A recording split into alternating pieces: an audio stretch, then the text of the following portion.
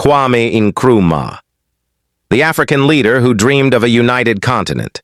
Today, we are telling the complete life story of Kwame Nkrumah, one of the most important leaders in African history. This story covers everything, from the day he was born to the day he died. This is the story of ambition, struggle, power, vision, and sacrifice. This story begins in a small village in West Africa. Birth and family background. Kwame Nkrumah was born on September 21, 1909. He was born in Nkroful, a quiet village in the western part of the Gold Coast. The Gold Coast was under British colonial rule at the time. At birth, he was given the name Francis Nwaya Kofi Ngonloma. In a Khan tradition, Kofi means a boy born on Friday. He belonged to the Nzima ethnic group. His mother's name was Elizabeth Nyaniba. She was a trader, strong-willed, independent, and determined. She believed education was the key to a better life. Nkrumah's father was a goldsmith. He lived far from the family and played little role in raising him. Because of this, Nkrumah grew up very close to his mother. She shaped his discipline, his values, and his sense of purpose. Childhood and early character. As a child, Kwame Nkrumah was calm and quiet. He spoke little, but he observed everything. He listened more than he talked. Teachers noticed his intelligence very early. He learned quickly, he remembered easily, and he asked deep questions. Village elders believed he was special. They believed he would become a leader someday. Even as a child, he showed signs of confidence and determination. Education and religious training. Nkrumah attended Catholic mission schools. These schools emphasized discipline, obedience, and strong moral values. He was trained as a teacher. Religion played a big role in his early life. He studied the Bible, Christian philosophy, and moral discipline. For a time, he even considered becoming a priest. But something inside him kept growing, a question that would not go away. Why were Africans ruled by foreigners? Why were Africans poor in a land rich with resources? Why did Africans have no voice in their own future? These questions changed him. Early career as a teacher. By his late teenage years, Nkrumah was already teaching. He taught young children. He was respected, organized, and serious about education. But teaching alone was not enough. He wanted answers. He wanted change. He wanted to understand the world beyond the Gold Coast. Journey to the United States. In 1935, Kwame Nkrumah made a bold decision. He left the Gold Coast. He traveled to the United States of America. He had very little money, no powerful connections, only belief in himself, and a strong desire to learn.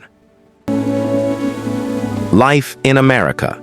Nkrumah enrolled at Lincoln University in Pennsylvania, one of the first historically black universities in the United States. Life was extremely difficult. He worked multiple jobs. He washed dishes, cleaned buildings, worked as a porter. Some nights he went to bed hungry, but he refused to give up. He spent long nights studying, reading, thinking. America exposed him to racism, segregation, and black resistance. Ideological transformation. In the United States, Nkrumah encountered powerful ideas. He studied African American history. He read Marcus Garvey, who preached black pride and African unity. He studied W.E.B. Du Bois, who emphasized intellectual resistance and Pan-Africanism. He also studied socialism and Marxist ideas about equality and workers' rights. These ideas reshaped his thinking completely. He began to believe that colonialism was exploitation and that Africa could only be free through unity. Academic success. Despite hardship, Nkrumah succeeded academically. He earned a bachelor's degree, then a master's degree in education, then another master's degree in philosophy. During this period, he changed his name.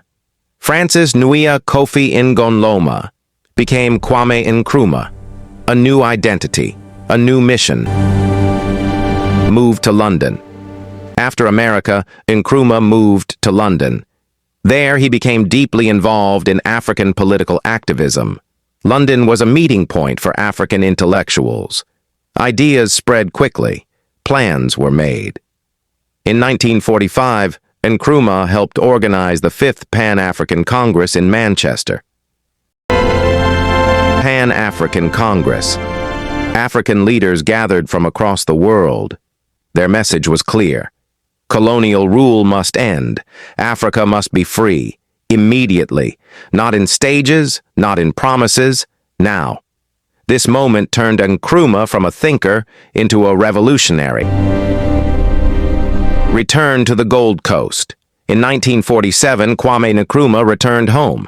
After 12 long years abroad, he was welcomed as a hero by the youth. He became General Secretary of the United Gold Coast Convention. The UGCC wanted slow progress. Nkrumah wanted immediate freedom. Conflict was unavoidable. Birth of the CPP.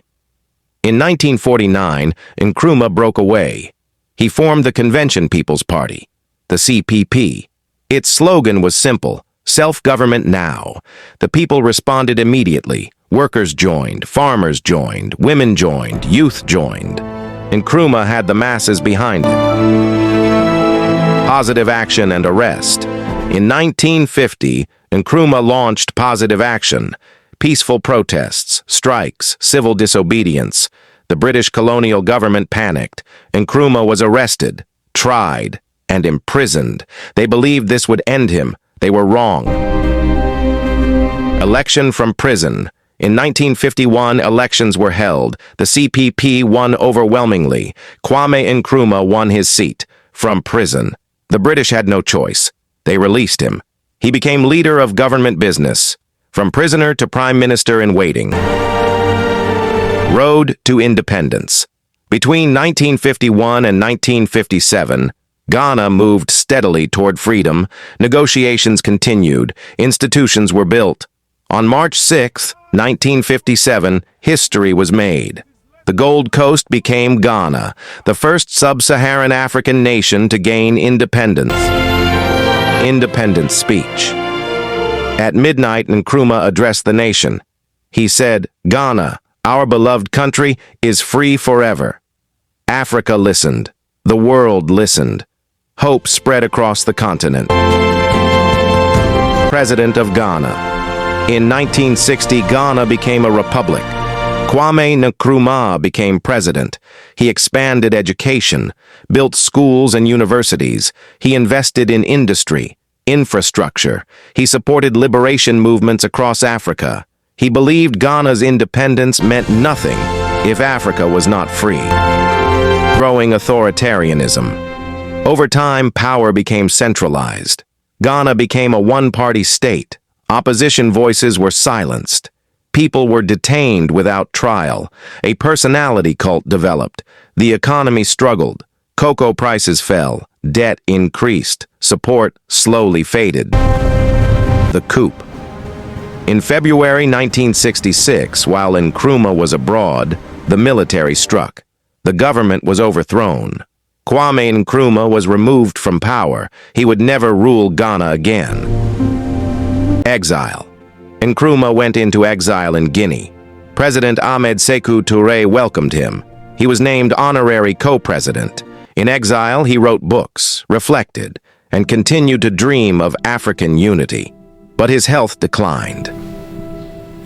Death. On April 27, 1972, Kwame Nkrumah died. He was 62 years old. He died in Bucharest, Romania, while receiving treatment. The cause was cancer. His body was returned to Ghana. He was buried with honor. Legacy. Kwame Nkrumah was a revolutionary, a visionary, a Pan-African giant. He made mistakes, but he changed history.